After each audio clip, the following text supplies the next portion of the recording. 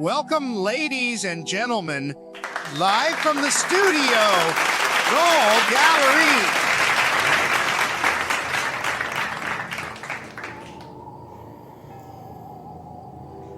You know, on nights like these, you feel it in the air. You start to feel the chilly, brisk air that is Halloween throughout the month of October, the spooky month of October. You start to feel all the classics and the references and things that haven't even happened yet. You start to feel a tingle right in the back of your spine. As then time moves on, letting you know one important thing. It didn't matter in the end. In the end of the day, what do you really have?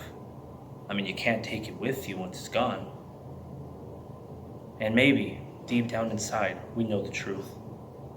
Maybe deep down inside we know there is no point. There never was one to begin with. And in the end, we're alone in this cold, desolate planet. And your time's up, whether you even know it or not. Alright, here we are, Final Destination 5, the big boy. Now, this is the one that got me the most excited for doing this Grimathon for this year's Ghoulish Gallery anyways. Yeah, I really love Final Destination 5. I remember after 4, the thoughts were, well, the series is dead, how about we just move on? But I'm really pleased to see that must have kicked them in the ass and made them decide, you know what, that was beyond shitty finale, we're gonna, just try again. And Final Destination 5 is really damn good. Final Destination 5 does everything the old movies do again. The whole bringing up characters. This one has a really good plot with the characters of things they wanted to do before, what's going on before, and, in this one it's more of a backdrop of these young people going, you know what? We're basically about finished here. This work we have is probably going to wash up any day soon. It's time to look towards the future.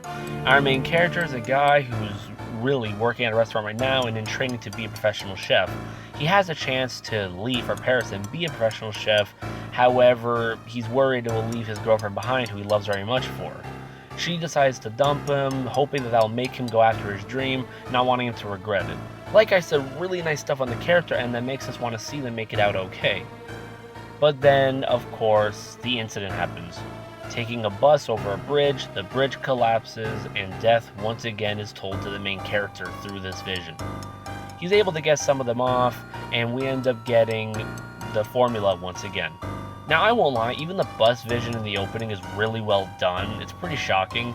Yeah, some of the kills and stuff look a bit cheesy and dumb only because this was also a 3D movie, so we have the whole cheesy throw it in your face, throw it at the camera 3D stuff, which always cheapens some stuff, but at the end of the day, the kills are still really cool.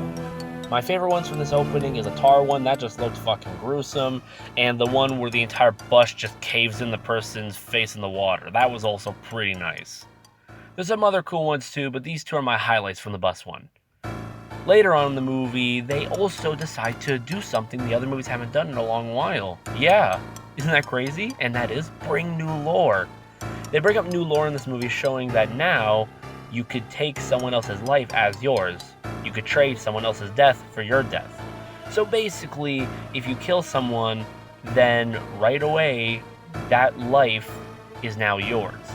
The years they had to live, but there's the catch.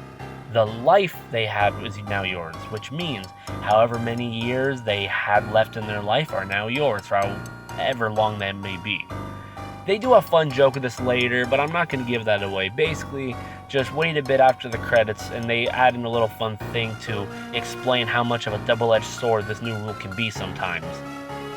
It ends up culminating in this whole big incident of them wondering what to do, stick to the original formula of saving each other, and is it actually worth taking a life just for us to, keep living? Is that justified? Just for it to end on the huge twist in the end. A lot of you people probably know the twist already, but it was just so damn good of a twist it blew my mind at the time. All I'll say about that twist, so I don't give much away, is that he gets on there, his plane, and here's the one hint that I only give, that will give the whole thing away if you know the series well. Earlier in the movie, he wants to go to Paris to fully become a real official chef. He finally decides to go. So, on the date, he goes, gets his ticket with his girlfriend, and decide, you know what, I'm going to take a flight to Paris on a certain flight. And when the number of that flight pops up and the date on that ticket appears, it all comes full circle to such a sweet twist ending. I don't want to give too much spoilers on it because the ending is that great, so I really suggest you see it for yourself. It ends up doing this really well done twist, and the twist of this movie is, this is not a sequel, not in the slightest. There are clues earlier in the movie to let you know that this was the twist they're building up to anyways, but, you know, on first watch, you don't expect that. You're just watching a usual Final Destination sequel. So to see that come full circle is really damn good.